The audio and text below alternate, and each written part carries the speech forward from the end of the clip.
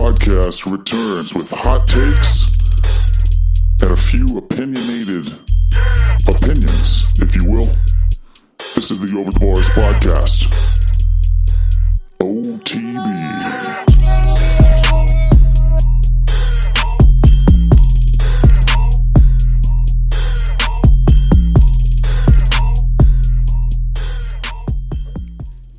I legitimately do not have an excuse for why OTB has been, for lack of a better term, radio silent for the last month and a half or so.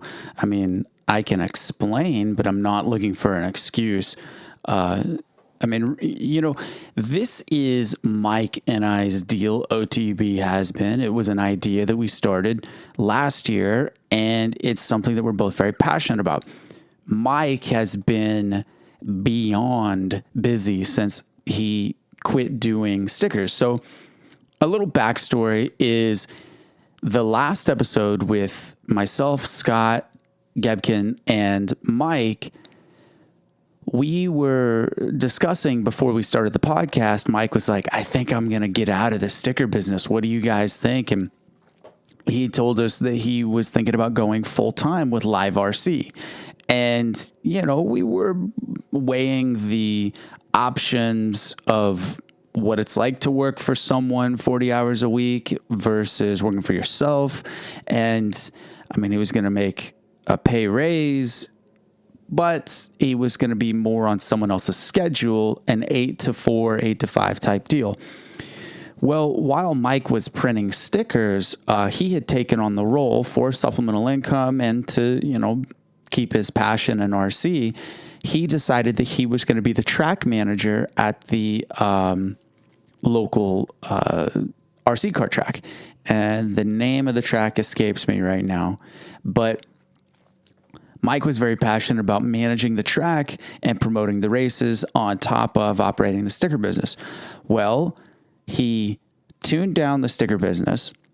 So Boom RC is kind of, not totally gone, but very limited, and took on this full-time gig with Live RC, doing podcasts, doing editorial pieces, his A Moment with Mike column every week that, by the way, is a really good read. And if you are a fan of motocross, really, A Moment with Mike is always a good read because it so often can be crossed over to a lot of the problems that we're having in motocross. And as you, if you're a follower of OTB, you know what the deal is. Mike's super into RC, came from motocross. I'm a motocross guy. I like listening to him talk about RC. So that's Mike's thing.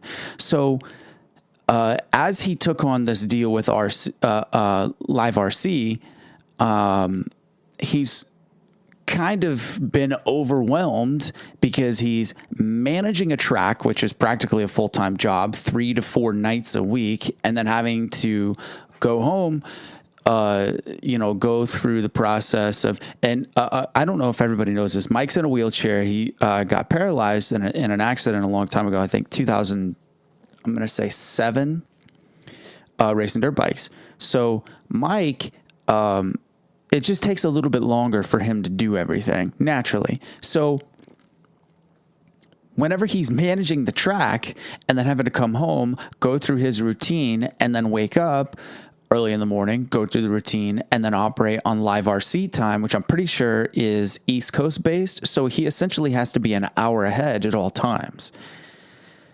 So he goes to his office, starts operating Live RC stuff, does that. Anytime that your job is your passion, it's really easy to go a little longer than what the job calls for, and then go manage the track and deal with, having a family and all of the things that come with life. So he's been really just wide open, and he just got back from Florida. He was in Lake City, Florida last weekend with Dave Derringer of MX Culture. Dave's, I don't know if he's a rep or what he does exactly for Yamaha, but he's part of the Yamaha social media event coordinator type guy for Yamaha. So Mike's been flying to all these out of town RC car races, and it's, just to put it simply, it's been extremely hard for the two of us to get together. Now, on top of that, I've been at FedEx working a what we call a 4x10, which is actually a 4-day, 10-hour schedule. Well, myself, the last thing that I want to do after driving 30 miles to work, working for 11 to 12 hours every day, 4 days a week, is what I don't want to do is take Thursday and do OTB on that Thursday. But even if I wanted to, Mike's been at the RC car track on Thursday nights. And then I've been getting prepared to go race these outdoor nationals on the weekends. And then whenever he's here, I'm gone. Whenever he's gone, I'm here. So it just hasn't worked out. That gives you a little bit of an explanation of what the deal with OTB has been. It's not that we don't like doing it. It's not that, we've lost the interest. No, personally, I'm dying to do OTB. And what's amazing also is how many people have come up to me in the last, couple weeks at the track or et cetera, where they've been like, "Hey dude, what's the deal with OTB?" And I'm like, fuck, here we go. I gotta tell the story, because I want our listeners to keep listening. I want you guys to continue being entertained by me and Mike in our silly ways that we are. So, with that being said, OTB's still here. OTB's still kicking. Just hang tight and don't get discouraged, because it's... Mike put in his 2 weeks at the RC car track, so he's not the event manager, not the track manager there any longer. So he's strictly doing live RC, and he's doing the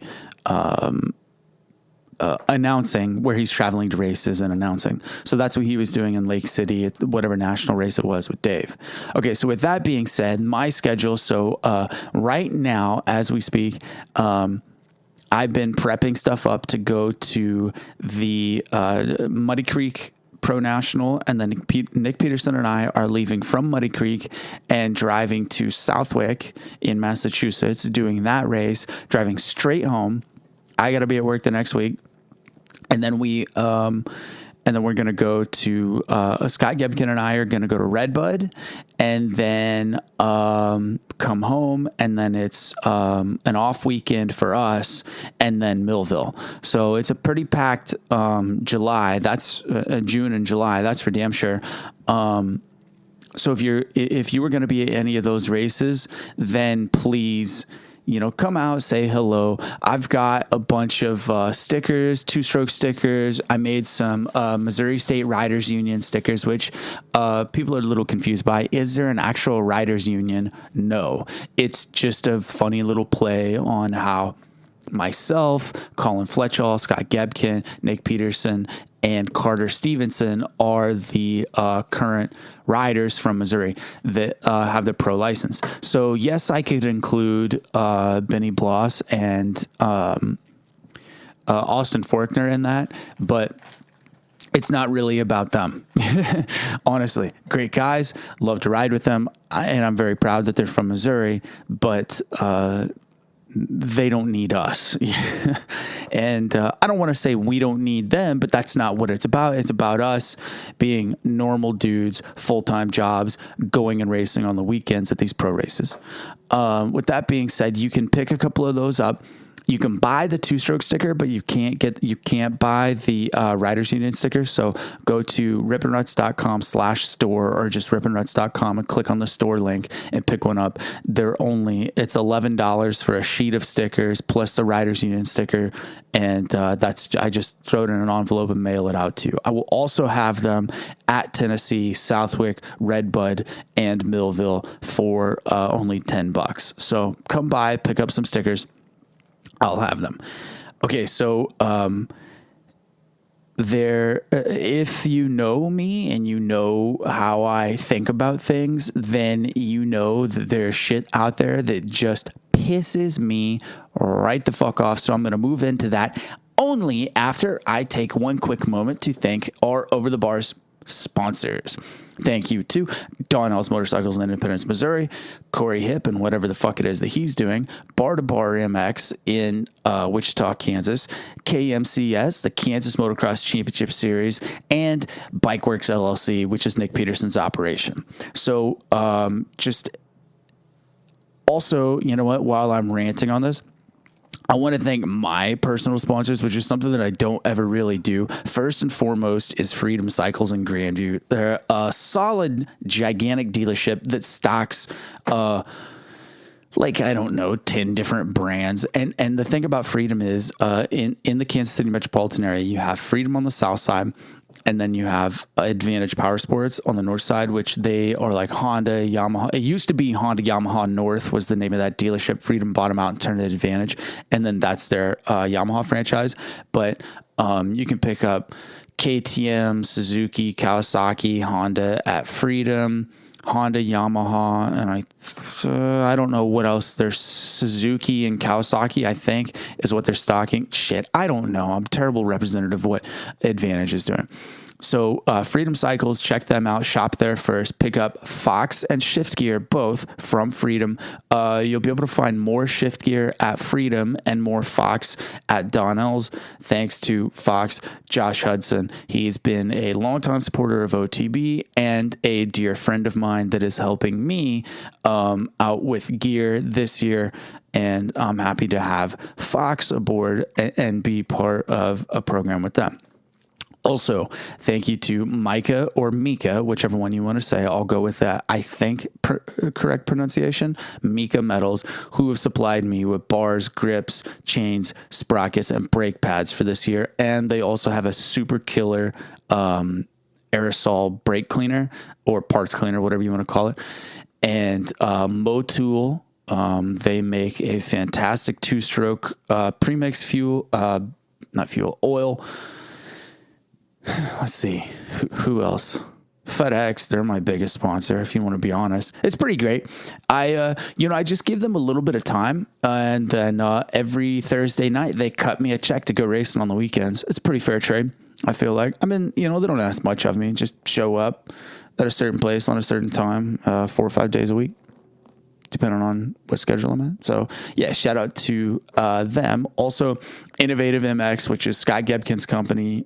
Scott's been on our show a bunch of times. Check out his schedule. He's got motocross classes that he does all around the Midwest area. Look for him to do private training with. Bikeworks, obviously, Nick helps me out whenever I don't know what it is that I'm doing, which is fairly often. Pirelli, solid tires. I just picked up a new set of MX32s, which are from Pirelli, not Dunlop. The 32 is from Pirelli, solid tires. Excited to get those on my bike tomorrow. And let's see, what else am I running? I'm just thinking of the stickers that are on my bike right now. We Big, of course, We Big Incorporated, which is a merchandise line out of California. Go to webiginc.com. I think that's it. Yeah, WEBIG Inc.com. Pick up yourself a Camel Smokercross shirt. And I think that they're running a sale right now.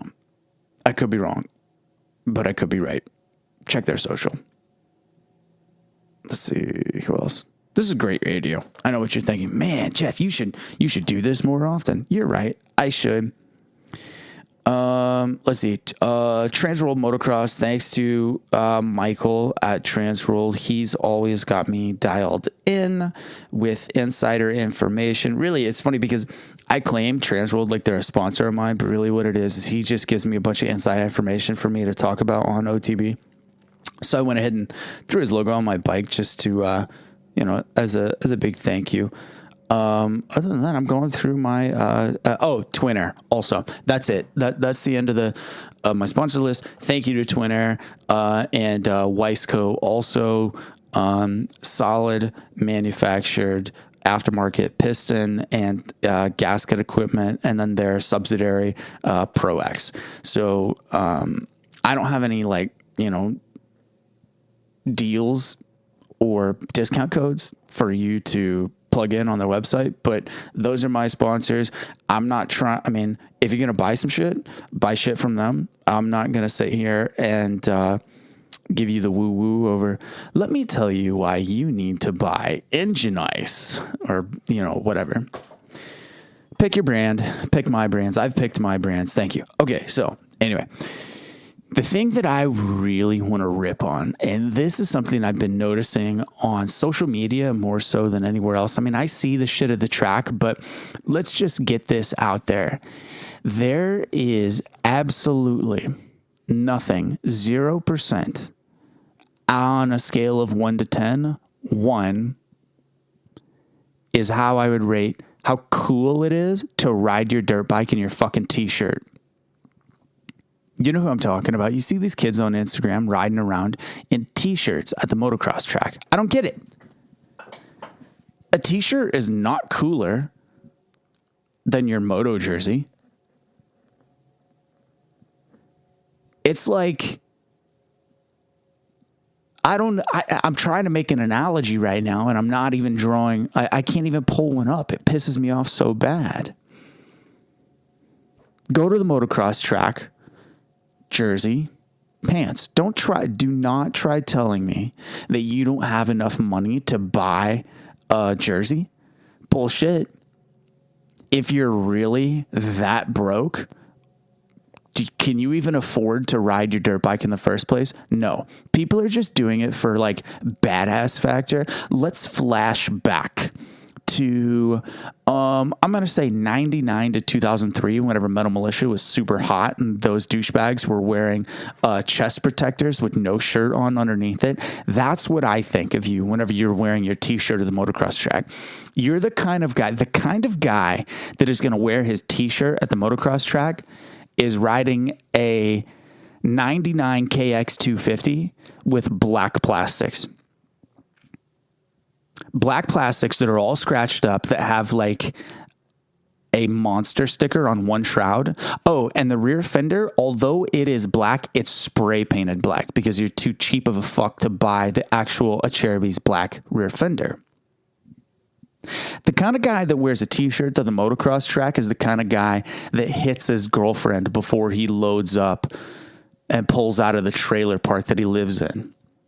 The kind of guy that wears a t-shirt at the motocross track is the kind of guy that is so far out of touch with reality that he thinks it's cool to keep the militia alive. So whenever you show up to the motocross track and you're wearing your black t-shirt, you may have an all-new 2018 RMZ 450. You may have $500 Fox boots. But what I see is 99 KX250 black plastic, black spray painted rear fender. You've got Renthal handlebars, but Pro Taper stickers on the swing arm. That's the kind of guy. That's what I see. Your bike may be new, but by wearing the t-shirt, it makes me see it's like a cloak that hides your bike and just says, I don't know what I'm doing. I have Pabst Blue Ribbon beers in the cooler back at my semi-lifted F250 that's probably also a 99. The air conditioning doesn't work in it, but the radio's bitching. The radio's bitching because you bought it for $90 from the Mexican car lot. You know, the guys that go out into the public, steal radios out of cars, and then you go back and buy it from them the same day. That's the radio you have installed in your F250 that hauls around your 99 KX250 two-stroke that you're running at 32 to 1, and the splooge, you've got the black splooge that is running down the underside of the silencer. You know what guy I'm talking about? The splooge is so heavy that it's dripping off of the silencer and down onto the rear brake. The rear brake doesn't even work. It's probably, the pads aren't even there. We're talking metal on metal. But hey, what do you care? You're just out there to send it, right, bro? You're looking up to, who are you even looking up to? That's my question is, who are the guys that are out there wearing t-shirts whenever they ride that are so fucking cool that you just like, oh, I want to be like that guy. I want to be just like that guy. Who, Connor Erickson, the Buttery Films kid? If you want to be like Connor Erickson, you need to realign your chakra, center yourself, and see the world for what it is, because that is not someone you want to look up to. He's a 24-year-old kid that drives a beat-up piece of shit Ford F-250. It may be a 150, but either way. And he lives at his parents' house. Sure, he's got, how many hundreds of thousands of Instagram followers. Good for him. He makes a living, even though he doesn't make a living, by selling $35 t-shirts at, online, and he runs probably 30 shirts at a time. And he still lives at his parents' house. I don't know if you guys know that. That's the guy that you're looking up to. That's the guy that you want to be like. Is that punk rock? No. Kid doesn't know what fucking punk rock is from a hole in the wall. These t-shirt riders are the kinds of guys. T-shirt guy, t-shirt at the motocross track guy is just like the same kind of guy that bought the Fox Supreme gear and thinks it's cool. If you're Joey Savacci and you're wearing the Fox Supreme gear, great. You know why? Because he's being paid to wear that gear. Not because he paid to wear that gear, because he's being paid to wear that gear. You paid $25 for your t-shirt that you're wearing at the motocross track.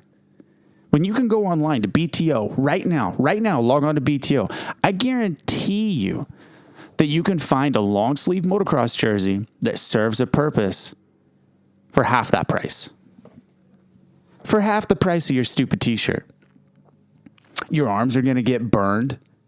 You're going to get roosted. You're wearing a fucking t-shirt at the motocross track. When did that become cool?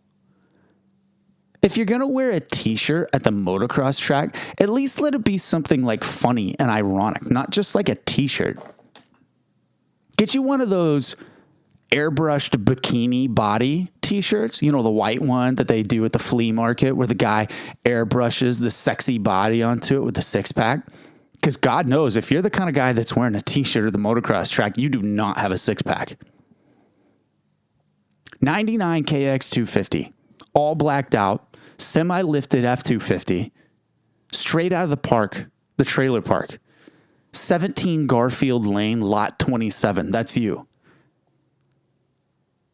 You're wedged in there.